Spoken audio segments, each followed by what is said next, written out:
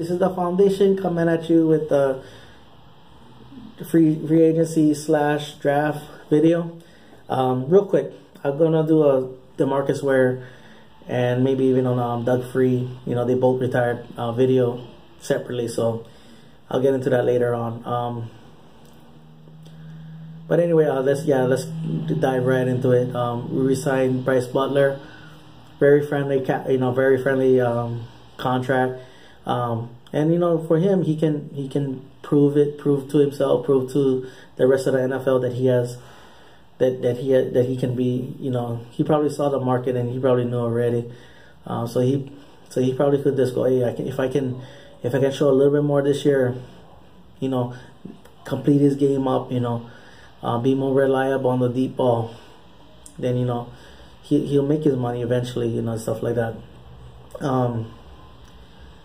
And I guess something else, I'll just bring up T. Will real quick. T. Will, again, you know, $9.5 million. You know, that's a pretty good friendly stuff where, you know, he's gonna be the fifth guy as far as like priorities in getting the ball. You know, I'm gonna go out of my way a little bit on T. Will because I love the way he plays. He's the kind of guy that he's a ride or die kind of guy. He's gonna be always right there, backing you know, whoever up and all that. And he always makes a player to, you know, against Washington. Man, one of the sweetest plays. You know, I'm surprised he's not getting more love for that, you know, from, you know, the media, you know. But anyway, and the most important thing here, you know, we can upgrade. This is a damn good draft class for wide receivers. So I'm not saying that's because we signed these two guys, we just go, oh, okay, we don't need to draft a wide receiver. No, we can upgrade. And if they beat out T. Will and he beats out Bryce Butler, then he beats out T. Will, and he gets a good thing going with Dak. Then good, bro. But at least, you know, and this is the most important thing here for Dak fans out there, for the diehard Dak fans out there. You saw his Twitter. He said, "Hey, I got my boys back." So if we find an upgrade guy, at least one thing that's going to be off his shoulders is that, hey, I know these guys. Hey, I got chemistry with these guys. I trust them. I'll do, you know, I don't have to go, oh, okay, well, we got to get on the same page. No, I can pick up where I left off with them. So there, you know, the guys that we did sign, you know, probably you was making fun of him last year, a lot of fans, you know, and then Eagles fans probably, you know, kind of going, you took our trash player and all, you know, whatever, you know, but for me, is like, hey, he's not making a cornerstone. He's here to compete and play.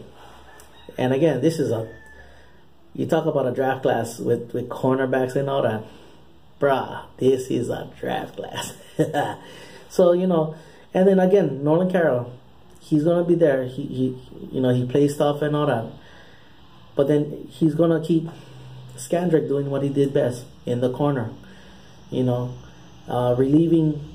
You know, maybe for a little while, maybe they're not ready to give Anthony Brown the reins of being the #1 corner. You know, that title yet. You know, they don't want to do that. So, you know. And if it helps Anthony Brown and Anthony Brown shine, then great. You know, if he does his job enough and it keeps Byron Jones in that back, surveying the field, and Byron Jones is better for it, then great. You know, and then also, you know, if we draft somebody and the kid is out there. And then, something, we have a guy right there. So, again, great. You know, same thing with Stephen Pyle. You know, he does his job. He does what he's supposed to do. And he helps Malik Collins shine or David Irving shine. I ain't going to complain. Because then, right there, you got another guy that's going to be better. That's going to be better. We saw what Malik Collins can do. And if he improves more, and Stephen Pye is the guy that helps him do that because he's doing his job, and allows Malik Collins to get better, to make more plays, make more of an impact, then whatever, bruh, that's winning, DeMontre Moore, again, this is not a damn good draft class for defensive end. He comes in there, he's a third down specialist. That's to relieve somebody, the 2-minute drills or whatever. He comes in there, he does, if he produces anything, good. And then we get, hopefully Charles Tapper, I hope Charles Tapper, I still think that he has a lot to offer. But if we draft somebody and he beats them all, then hey, we're doing what we're supposed to do. Draft the guys that are gonna be the cornerstones of this thing. There. I haven't narrowed down who I really want yet, because again, like I said, this is a damn good defensive end and cornerback class. Ooh. One thing though, Sidney Jones, bruh, I don't think he would have lasted. I mean, maybe, but I doubted it. But if he would have, I would have been jumping up and down for him too.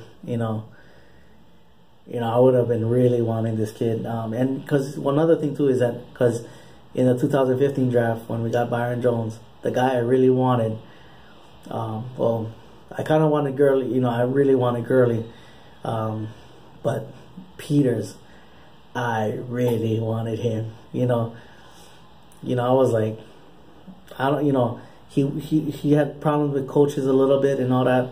He kind of had that attitude of like, what his name? I'm not comparing the two players, but kind of like, yes, did he yell back at his coaches and all that? But I think it was like more like Charles Haley kind. You just needed someone there to rein him in and all that. But that's why talk about a guy making plays, and then that's what the thing Washington has been doing. They've been producing a lot of cornerbacks, so I feel so bad for the kid. But yeah, I'll narrow it down. I'll come out that video tomorrow. Well, not tomorrow, but some other time. All right, mahalo for watching. Paniola boys and go.